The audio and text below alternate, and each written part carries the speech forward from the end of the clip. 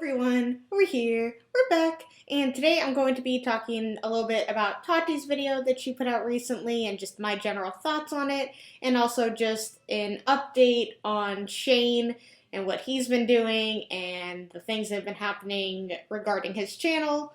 So let's get started. Tati put out a video a few days ago called Breaking My Silence, and it is a 40-minute, I think intended to be an apology video.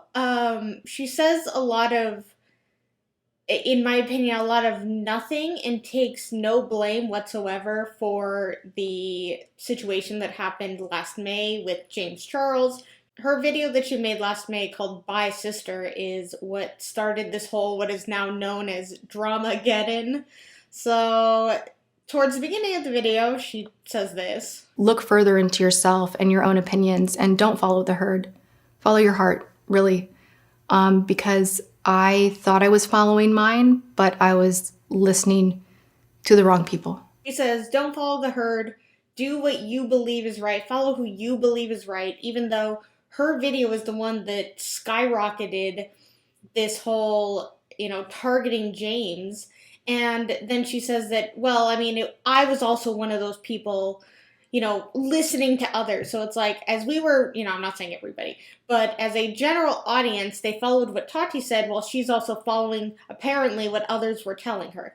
And at the beginning of the video, to right away basically take no blame for the video that you put out, I don't really like that too much. Our world seems to be falling apart all around us, so the last thing you need me to do is fuel more hate by releasing my receipts and voice memos. But I know many of you are needing some answers, as well as a long overdue apology for the role that I played.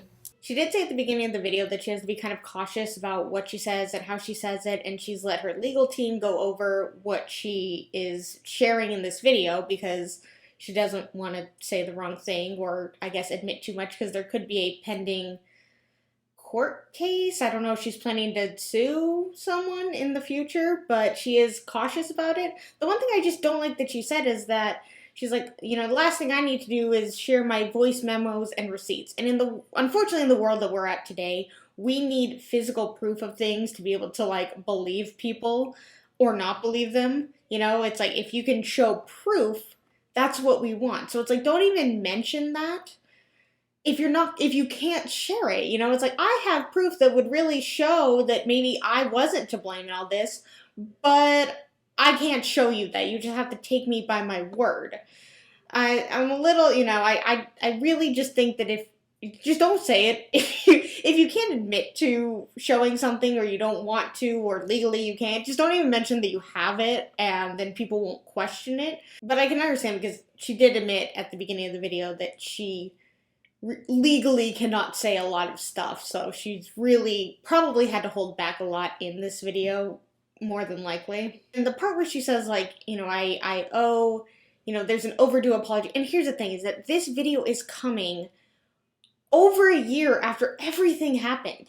After everything happened, I know that maybe she, wanted to speak to certain people privately, deal with things, legal things, whatever the case may be, but at this point, it seems a little late, I guess, and also just especially right now with how much heat Jeffree Star and Shane are getting, and then basically in this video, at least the way that I took it is she just put all the blame off on them, and that is a great cop-out when people, the two people who are blaming are getting a lot of negative attention right now, so it's like, oh yeah, it's easy to blame them because people don't like them right now. She doesn't necessarily, how I took this video, take any responsibility for posting that video to her channel. And that was on her. Nobody else made her do that. So, again, 40 minutes of back and forth and taking no accountability. So in the next clip, she talks about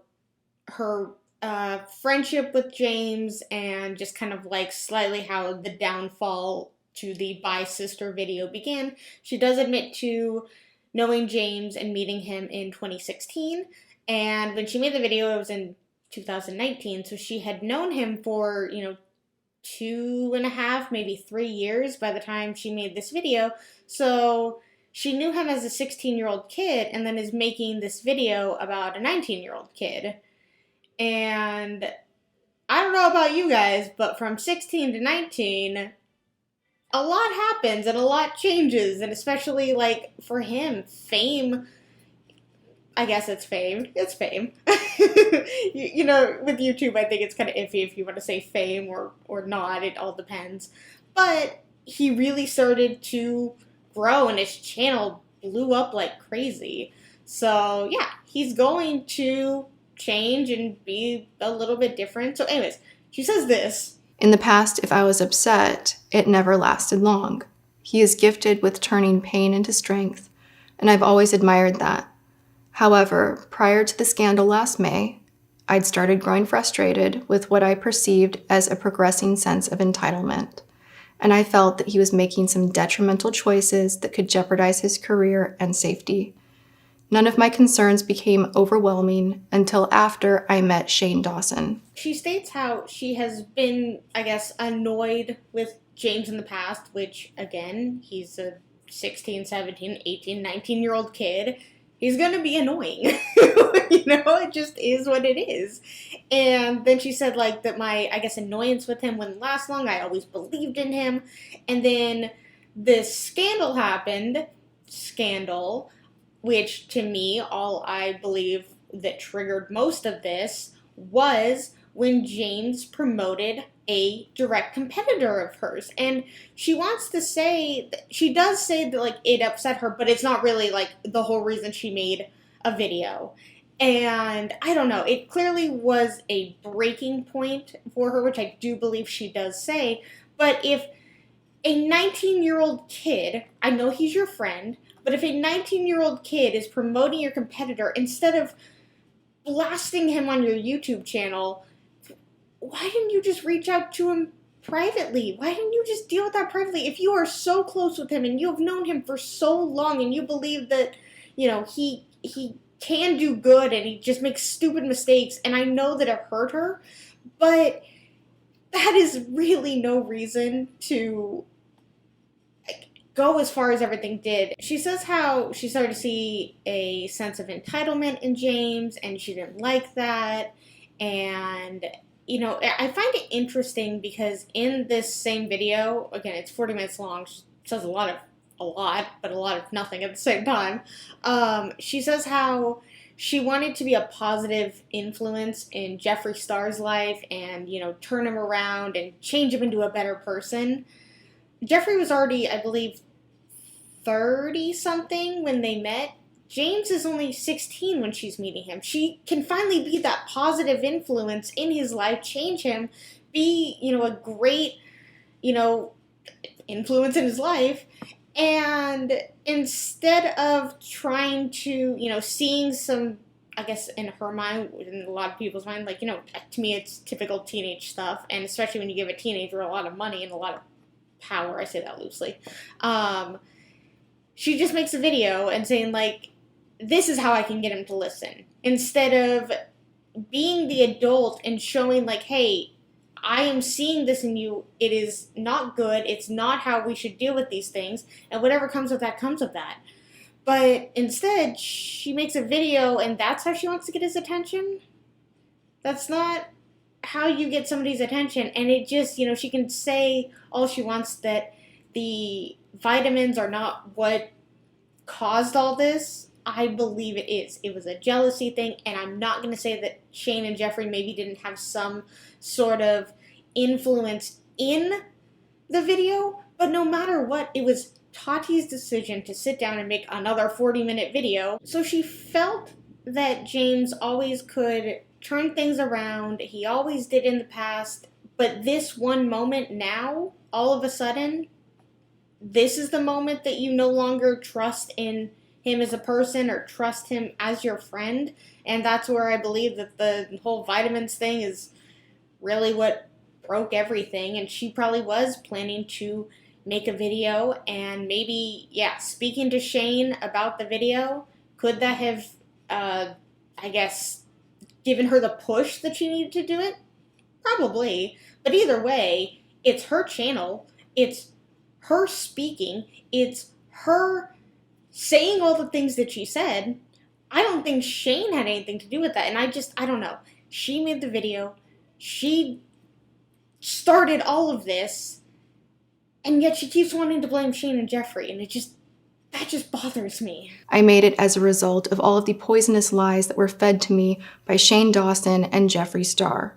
James Charles's Sugar Bear Hair sponsorship and all of the drama that had kicked up afterwards, that was just my breaking point. Here's what I believe happened is that Tati saw James promoting a direct competitor of hers that upset her, that made her angry, and she maybe wanted to retaliate. I don't know if it is or isn't, but for her to listen, as she says, to two other people say all these things about someone who has been her friend for 3-4 years, whatever the case may be, that's on her if she's that weak to just agree with, people who she, according to her, barely knew and could be manipulated that easily.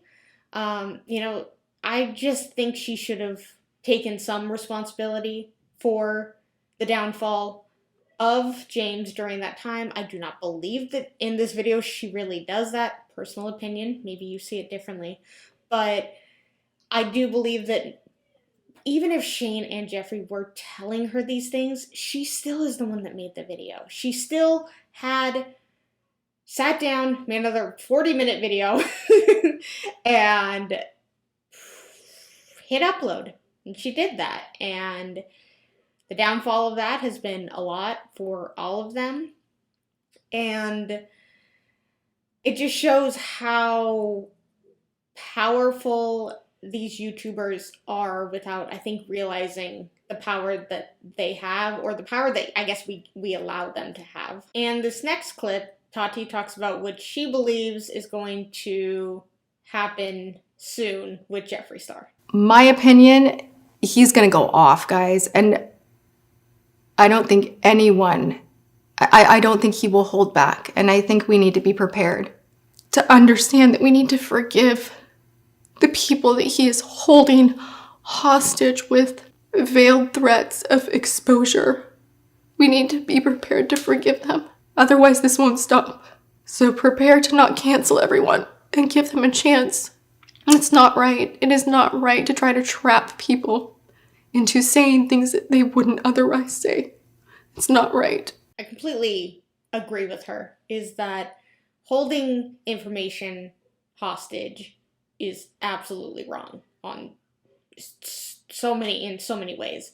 I do also believe that I don't think in this moment, or potentially ever, that anything that Jeffrey says or does, people will support him and, flip-flop and all of a sudden be on his side. I want to say that to be true. I believe that to be true. Who knows? It seems like one day we love someone and the next day we don't. But Jeffrey has a past that he has done himself, and seems to always have his name somewhere in someone and somehow, and I think people are just over that and they see through him.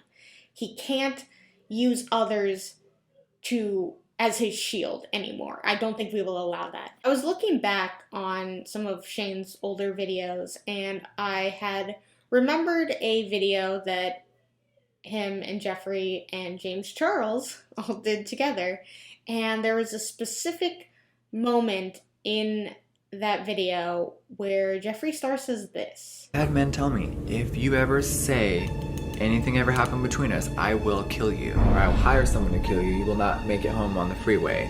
So on a real level, okay, this is real life in LA, I will never say their names. It's not worth it. It's just dick. If you don't want someone to know that you're into me, or you're into dudes, or you're into whatever, that's their business, so I'm not going to be the one to ever put them out there and ruin their lives and their families. I just find it very ironic that 6 months later, a year, whenever it may be, of when he said this and when Dramageddon happened, that someone who was standing 2 feet in front of him, he was so quick to ruin his life and his family and let him fall, all to the benefit of Jeffrey, because James was and is a direct competitor, and he was happy to see him fall because it benefited Jeffrey. It's always, if it benefits Jeffrey, he's fine to do whatever he needs to do. I'm just going to speak about this next part very quickly, just because it's been covered a lot. I mean, I guess all of this has. But when Tati posted her video, I believe Shane was watching it shortly after it was posted, clearly going to be emotionally charged and acting erratic and have a lot of feelings towards it, and he made the impulsive decision to go live on Instagram, and the video is only, I think, 2.5 minutes long, and he hasn't even finished the video. He doesn't even, I think he's only halfway through, and I think it just was unfortunate timing, and just he's going through a lot, so I can only assume that his emotions are peaking. I'm not defending him. I'm not saying that, because what he says in the video, what he does is wrong. I'm just saying that I think that it was just, he's so emotionally charged right now. He's not thinking. He has no time. He's just reacting. And that's always the worst, is when someone has like these raw emotions and they're just, reacting. They may say the wrong thing without even like thinking about it. And I believe that is what he did. And the best part of the video is, I believe, this part. That is not. And I made no mention of it in my video. Oh my god. Get off. Ryland says, get off. Because Ryland is like, yeah, you are not thinking right now. We are both freaking out. We are both angry. We are both upset.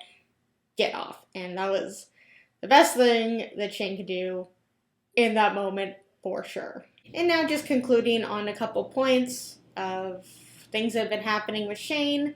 Target has decided to no longer sell both of his books, I Hate My Selfie and It Gets Worse. Target stated, "We're committed to creating an experience in which all guests feel welcome and respected. We're in the process of removing these books from our assortment." So Target will no longer be selling Shane's books due to the controversy that has happened. Next is, of the Shane and Jeffrey series, the most recent one, the Conspiracy Palette one, that was like, I always get it mixed up with the Jake Paul one of how long it is, because I always feel like they're longer than they need to be. I believe it was like an 8-part series, and Sony claimed 4 of them, which I find very interesting. I tried to look up why Sony would claim 4 out of the 7 or 8 videos of the series 6 months after the series has been out, and all I found online was this statement: "It's currently unclear why the episodes have been blocked on copyright grounds. Given that the videos have been live on Shane's channel for months, fans are now speculating that the reason could be more than just an unauthorized music claim." So basically nothing. They continue with, "Katie Turner, the artist whose music, including Prom Queen, was featured in the trailer and in various episodes of the doc, took to Twitter a few days ago to distance herself from the issues surrounding Shane. She also retaliated yesterday, July 1st, that she had nothing to do with the recent copyright claim." And I think it's sad that people are, I guess maybe, I don't know if they are, turning against Katie, who just created a song and clearly just made a video, or made a song for, I don't know if it was necessarily for the trailer, or if Shane found her music, liked it, and wanted to promote her. There was nothing wrong with that at that time. I don't know why people are turning on her and are mad at her for having a song that was in Shane's documentary 6 months ago when everybody loved him. So it's just not fair to her. And she said, "Please, please, please do not associate me with what is happening right now. I beg of you." And that's really sad that she had to even put that out there, that people are, I guess, re-watching the series and are just so angry, and anyone even associated in there are just being, I guess, aligned with Shane and agreeing with the things that he is doing, even though there's no reason to ever think that about her, so if you're one of those people, I don't think my viewers are, but if you see that, like, don't blame Katie. She didn't do anything. So I went to Shane's channel just to see which videos specifically were copyright claimed, but he has taken those down, and there's only 3 videos now out of the series left on his channel. But there's also the trailer left on his channel. And the reason why I'm confused about this is because I can't remember if Shane said it in his apology video or in his Twitter note, but he said that his biggest regret was putting the James Charles drama in the trailer for the Jeffree Star Conspiracy Palette series. And for him to still have that trailer up with that specific part, but have everything else taken down, I know at this point it doesn't necessarily matter what he has up on his channel and what he doesn't.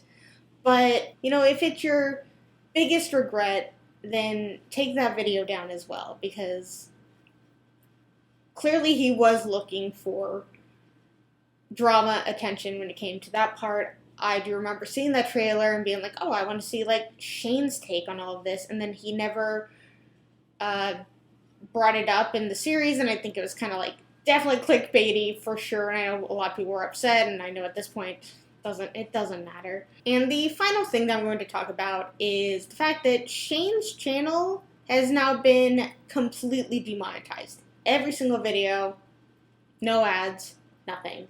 And I found this article that says, a YouTube spokesperson confirmed to USA Today that even if a creator's recent content does not violate our community guidelines, when the company is made aware of older uploaded content that violate it, YouTube will take action. Clearly, Shane's past has officially caught up with him, and I don't know if he intended, it just seems like one thing after another is hitting him. His book goes away, copyright claims, which I guess at this point doesn't even matter because YouTube demonetized his entire channel. I guess there always has to be a patient zero for this, and YouTube is going to really, maybe, who knows, they may follow through with this in the future, they may not. Of if you do things in your past, whether offline, online, whatever the case may be, we no longer want to support you on our platform, even though Shane has been a huge part of their platform, and it's really sad to see how this has all turned out. I think, needless to say, that everything that can be taken away from Shane has been taken away from him, and we will just see what the future holds for him. I don't think he'll be returning to the platform. I think, in my opinion, the best thing that he can do is just take the money that he made from the Conspiracy Palette, retire, move to a cabin in the woods, and go from there. I think that might be best for him. I think for his mental health and his safety. Alright guys, that's the end of this video. If you liked it, please give it a thumbs up. And if you really, really liked it, please subscribe. Let's talk all things Shane, Tati, the drama, all of it in the comments below. And until my next video, I will see you guys then. Bye!